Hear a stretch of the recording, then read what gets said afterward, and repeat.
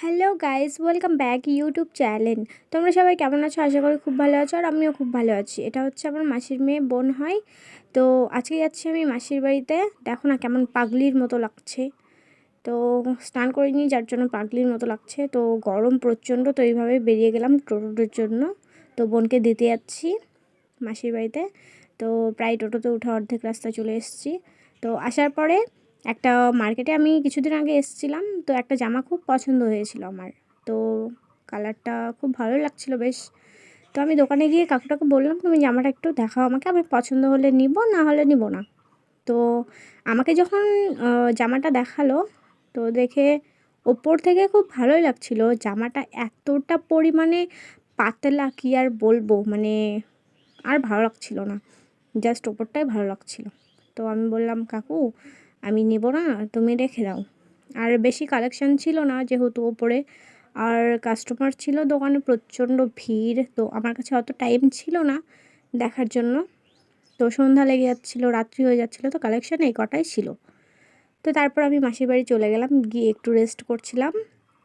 এখানে আছে বড় মাসির মেয়ে শুয়ে, আর আমি বসে আছি। মাসি রান্না করছিল, রান্না কমপ্লিট হওয়ার পরে সবাই খেতে বসছিলো। তো লাইনটাও চলে গেছিলো, তো অন্ধকারে যেতটুকু উঠেছে আবসা, তো ঘোলা ঘোলা লাগছিল একটু দেখতে। তো যাই হোক, খাওয়া দাওয়া কমপ্লিট করার পরে আমরা সবাই বসে আড্ডা দিচ্ছিলাম একটু। তো মাসিকে বললাম, এদিকে একটু তাকাও। তো মাসি এমনভাবে তাকালো, বাপরে বাপ, কি আর বলবো। তো এটা হচ্ছে মাসির মেয়ে, যাকে দিতে এসেছিলাম। তো সকাল হলো, মর্নিং ওয়াকের জন্য আমি বসেছিলাম এখানে। তো মাসির মেয়ে একটু ফ্রেশ হচ্ছিলো। যাই হোক, তো বললো যে দিদিভাই চল একটু ঘুরে আসি রাস্তা থেকে। তো বেরিয়ে গেলাম। মানে বেরোনোর আগে একটু মাসি ঝাড়ু দিচ্ছিল, তো ঝাড়ু দেওয়ার সময় একটু ভিডিও করছিলাম মাসির। তো মাসি বুঝতে পারিনি। তো মাসি যখন পরে বুঝতে পারলো, তো প্রচণ্ড হাসি মাসির, কি আর বলবো। তখন মাসি মানে একটা গানের ডান্স করতে লাগলো। মানে কি যেন গানটা, একটা নাম তোমার, পানি মে চিনি জैसे ঘোলে রাজাজি, এই গানের ডান্স করছিল। তো প্রচণ্ড হাসি পাচ্ছিলো আমারও। মানে মাসি জাস্ট রিলস করে, মানে ব্লগ টক করে না কিছু, তো রিলস করে।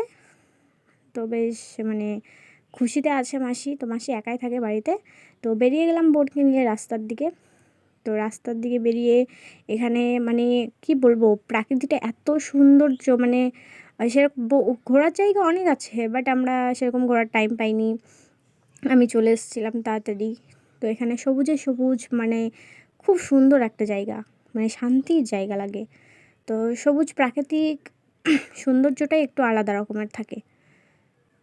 তো খুব ভালো লাগছিল বেশ দেখতে। সকাল সকাল তো একটু রৌদ্র উঠছিল, তো রৌদ্রুর মধ্যে মানে হেঁটে হেঁটে অস্থির হয়ে গেছিলাম, প্রচণ্ড ঘামছিলাম। তো বোন গিয়ে একটা গাছের নিচে দাঁড়ালো। গাছের নিচে দাঁড়ানোর পরে আমি একটু ভাবছিলাম, এখানে তো অনেক আম গাছ, তো আম গাছে ছোটো ছোটো আম আসে।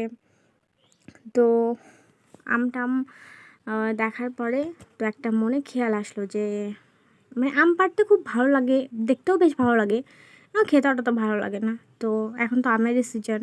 তো ভাবছিলাম এখানে রাস্তার ধারে যতগুলো গাছ আছে তোমাদের সবাইকে দেখাচ্ছি, গাছে কত ছোট ছোট আম, মানে এখনও বিশেষ করে সেরকম বড় হয়নি। আমাদের যে গাছের বাগানটা আছে, বাগানে বেশ ভালোই বড় বড় আম হয়েছে, তোমাদের সঙ্গে একদিন খুব শেয়ার করব। তো এর আগে আমি একটা ব্লগ দিয়েছিলাম, তো সেখানে ব্যাকগ্রাউন্ডটা চেঞ্জ করেছিলাম জন্য কেমন যেন এসছে ভিডিওটা, তো যার জন্য মানে ভালো হয়নি। তো যাই হোক, এখানে দেখো প্রত্যেকটা গাছেই আম।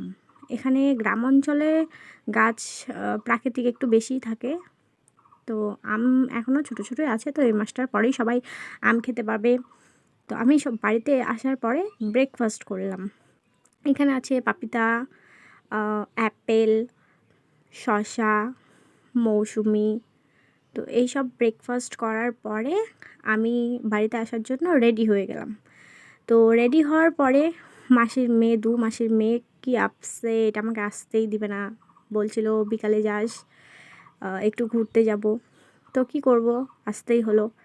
তো ছোটো মাসির মেয়ে হাসছিল, বলছে যা। তো কী আর করবো, আসতে তো হবেই। তো মাসিকে বললাম যে যাচ্ছি আমি। তো মাসি কাজ করছিল। তো মাসি তো কি বলবো, মানে ব্লগ করা দেখেই আমার পাচ্ছি প্রচণ্ড হাসি মাসির।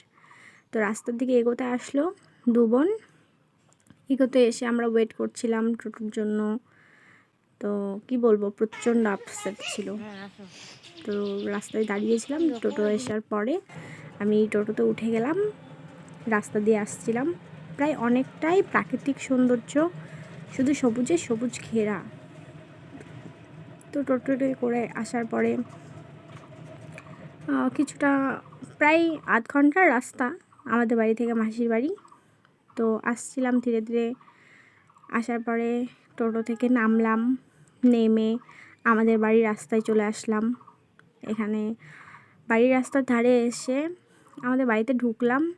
তো ঢোকার পর আমাদের বাড়িতে একটু কাজ চলছে, তো পুরোটা কমপ্লিট হয়নি, ধীরে ধীরে হচ্ছে। তো তোমাদের সঙ্গে সব কিছু শেয়ার করবো। তো প্রচণ্ড গরম, আমি জামা কাপড় চেঞ্জ করে, আমার দিভাইয়ের ছেলে আছে ভাস্তা, তো ও মানে একজোড়া পায়রা মানে পোষে আর কি, মানে একটা পোষিত জিনিস। তো প্রচণ্ড মানে খুব ওর কাছে ভালো মতো থাকে। তো আমাকে বলছে, কাকিমণি তুমি একটু নাও, কিছু হবে না। তো আমার একটু ভয়ই লাগছিল যে বড় বড় নখ পায়রাগুলোর মানে কেটে কেটে যাবে নাকি। তো যাই হোক, চুপচাপই ছিল, খুব ভালোই লাগছিল বেশ। তো রাখার পরে ভাবছিলাম এটাও একটু ভিডিও করে নিই, তোমাদের সঙ্গে শেয়ার করি। তো আমাদের বাড়িতে যে মন্দিরটা আছে, অনেক দিনের পুরনো মন্দিরটা, তো এটা একটু পেন্টিং করতে হবে। এটা একটা দিভাই হয়, ও যাচ্ছিলো বাপের বাড়িতে, রাস্তায় দাঁড়িয়েছিল, তো হাসছিল পায়রাগুলো দেখে আমার ঘাড়ের উপরে। তো ঘরে এসলাম, রুমে এসে এতটা প্রচণ্ড গরম, তো কী আর বলবো তোমাদেরকে। Bye bye. তো ভালো লাগলে কমেন্ট শেয়ার